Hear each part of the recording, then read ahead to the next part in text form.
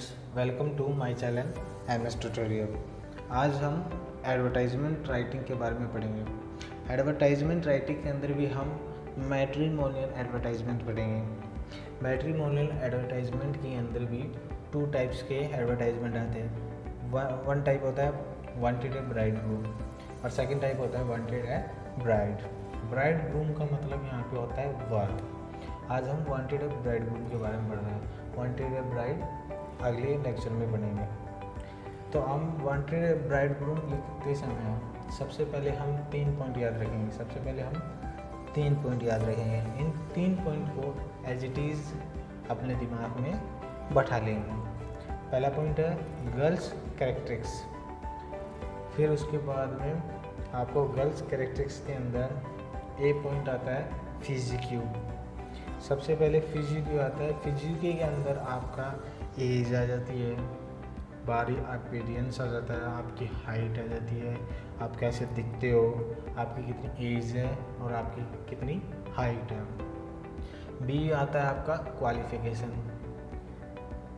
सी आता है आपका प्रोफेशन, डी आता है आपका नेचर और ई आता है आपका फैमिली बैकग्राउंड।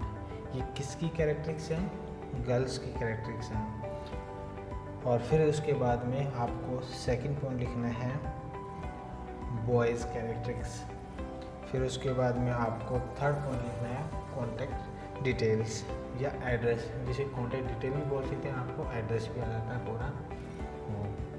तो मैंने यहाँ पे लिखा है वांटेड ए ब्राइड ग्रूम। ये आप कैसे कॉम्बिनेशन बैठाओगे कि आपको वांटेड ए ब्राइड ग्रूम में भी बॉयज़ और गर्ल्स कैरेक्टरिस्टिक्स लिखनी होंगी और वांटेड ए ब्राइड में भी और ब्राइड ग्रूम में भी गर्ल्स कैरेक्टरिस्टिक्स या बॉयज़ कैरेक्टरिस्टिक्स लिखनी होती है। तो यदि वांटेड ए ब्राइड ग्रूम का मतलब यहाँ पे होता है वर यानी दूल्हा। तो दूल्हा है तो हम दूल्हा है तो वर है तो सबसे पहले हम गर्ल्स के लिखेंगे। ऐसे रिलेट करोगे, वर है सबसे पहले हम गर्ल्स लिखेंगे, उसका अपोजिट लिखेंगे। सबसे पहले वर के लिए दूल्हा के लिए लिखे जा रहा है तो सबसे पहले हम गर्ल्स लेंगे तो गर्ल्स कैरेक्टरिस्टिक्स लिखेंगे। फिर उसके बाद में अल्टरनेट चलेंगे बॉयज़ कैरेक्टरिस्टिक्स, फिर उसके बाद में कॉन्टैक्ट डिटेल, फिर उसके बाद में आपका एड्रेस हो जाएगा। तो मैंने बता दिया आपको तीनों पॉइंट क्या क्या लिखने हैं। पहले गर्ल्स कैरेक्टरिस्टिक्स में सबसे पहले आपको फिजिक्यू आता है। फिजिक्यू में आपकी एज, अपीयरेंस, हाइट आ जाती है। फिर सेकंड पॉइंट बी पॉइंट आता है फर्स्ट के अंदर क्वालिफिकेशन आ जाती है। फिर सी होता है प्रोफेशन हो जाती है गर्ल्स की। टी होता है उसके गर्ल्स का नेचर कैसा है। ई होता है उसका फैमिली बैकग्राउंड कैसा है। फिर उसके बाद में बॉयज़ कैरेक्टरिस्टिक्स लिखें, फिर कॉन्टैक्ट डिटेल्स लिखें, फिर एड्रेस भी लिख सकते हैं उसके अंदर। फिर हम स्टार्ट करते हैं एक एडवर्टाइजमेंट लिखना।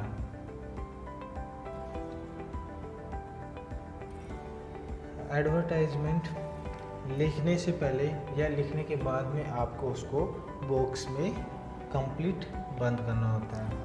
ये कभी ना भूले, बॉक्स में बंद करके ज़रूर आएँ। तो हम एडवर्टाइजमेंट लिखते हैं suitable match invited for beautiful. Beautiful किसके लिए है? गर्ल्स के लिए। तो इससे हमें पता लगता है कि सबसे पहले हम गर्ल्स कैरेक्टरिस्टिक्स लिख रहे हैं। तो क्या होगा? For beautiful comma tall and slim. वो लंबी है और स्लिम है। फिर उसके बाद में मैंने कहा था कि सबसे पहले गर्ल्स कैरेक्टरिस्टिक्स के अंदर फिजिक्यू आएगा। फिजिक्यू के अंदर सबसे पहले उसकी एज आएगी, अपीयरेंस आएगा और हाइट आएगी। तो इसमें पहले सबसे पहले क्या आ गया? अपीयरेंस आ गई कि वो ब्यूटीफुल है, जो वो स्लिम है और वो टॉल है, लंबी है, उसका अपीयरेंस आ गई। फिर मैंने लिखा है 24/5-5। मैंने ये ऐसे लिखा है, इसका मतलब यह है कि वो 24 ईयर्स की तो उसकी एज है, 24 ईयर्स की वह लड़की है जो भी है। फिर उसके बाद में लिखा है 5/5 उसकी हाइट है। तो उसमें एज भी आएगी, हाइट आएगी, आप फिजिक्यू कंप्लीट, इतने में फिजिक्यू कंप्लीट हो गया। फिर मैंने लिखा था बी पॉइंट, गर्ल्स कैरेक्टरिस्टिक्स में बी पॉइंट लिखा था कि क्वालिफिकेशन क्या है। तो इसमें लिखेंगे वेल एजुकेटेड, वेल एजुकेटेड लिखते ही उसकी क्वालिफिकेशन में पता लग जाता है वो वेल एजुकेटेड, बहुत पढ़ी लिखी है, तो वेल एजुकेटेड। फिर उसके बाद में हम उसका नेचर लिखेंगे, सी पॉइंट में था नेचर। फिर हमने उसका नेचर लिखा एंड कल्चरल गर्ल, तो कल्चरल गर्ल उसका नेचर आएगा वो कल्चरल गर्ल है। फिर उसके बाद में हम उसका प्रोफेशन लिखेंगे government lecture in English, government lecture in English उसका प्रोफेशन है कि वो एक इंग्लिश की गवर्नमेंट लेक्चरर है। फिर उसके बाद में ई पॉइंट था फैमिली बैकग्राउंड, तो हम फैमिली बैकग्राउंड पे चलते हैं। फैमिली बैकग्राउंड आ गया फादर कॉलेज लेक्चरर, उसके जो फादर हैं, लड़की के जो पिता हैं वो कॉलेज लेक्चरर हैं। मदर है हाउसवाइफ, मदर हाउसवाइफ।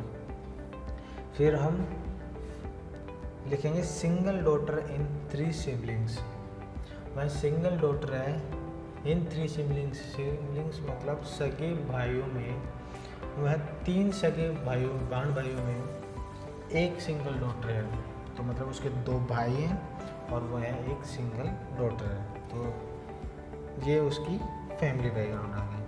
फिर उसके बाद में आती है आपकी बॉयज़ कैरेक्टरिस्टिक्स, देखो कितना छोटा है यहाँ तक। 4th लाइन में तो 3rd लाइन में तो आपका पूरा गर्ल्स कैरेक्टरिस्टिक्स कंप्लीट हो गया। फिर उसके बाद में आपका बॉयज़ कैरेक्टरिस्टिक्स आएगा।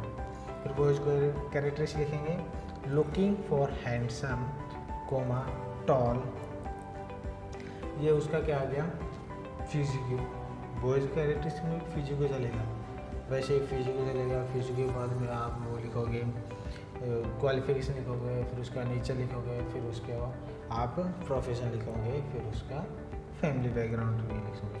लिखो तो लिख भी सकते हो और नहीं भी लिख सकते हो, बॉयज़ में इतनी डिटेल नहीं देनी होती जितनी गर्ल्स की देनी होती है। तो हम लिखेंगे looking for handsome comma tall. फिर उसके बाद में इसकी क्वालिफिकेशन की बात करें तो हाईली एजुकेटेड बॉय है।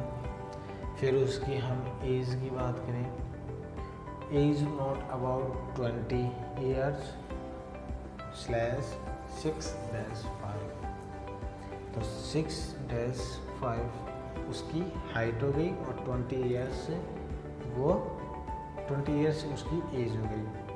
फिर हम लिखेंगे मस्ट बी टीटोटलर,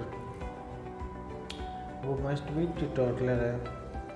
फिर उसके बाद में हम उसका प्रोफेशन लिखेंगे, वह गवर्नमेंट एम्प्लॉई और एक सेटल्ड बिजनेसमैन प्रीफर्ड, एक गवर्नमेंट एम्प्लॉई है चाहिए और एक settled businessman preferred.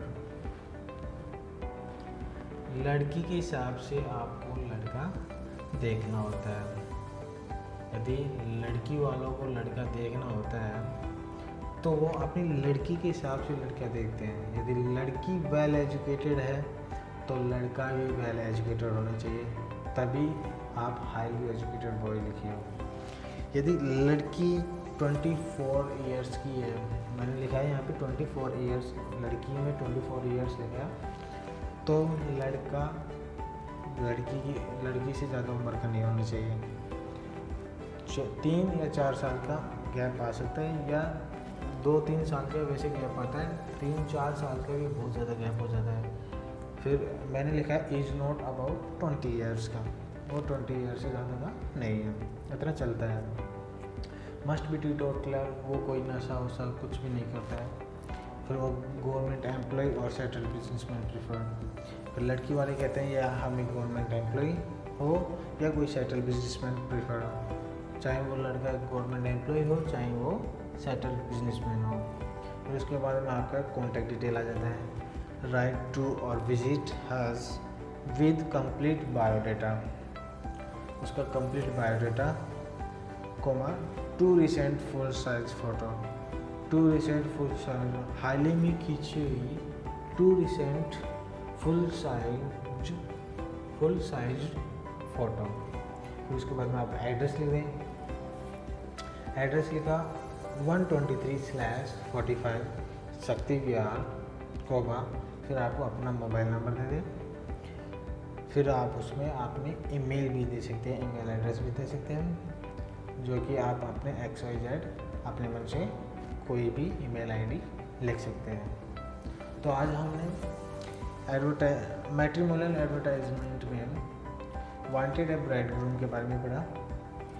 Thank you, have a nice day.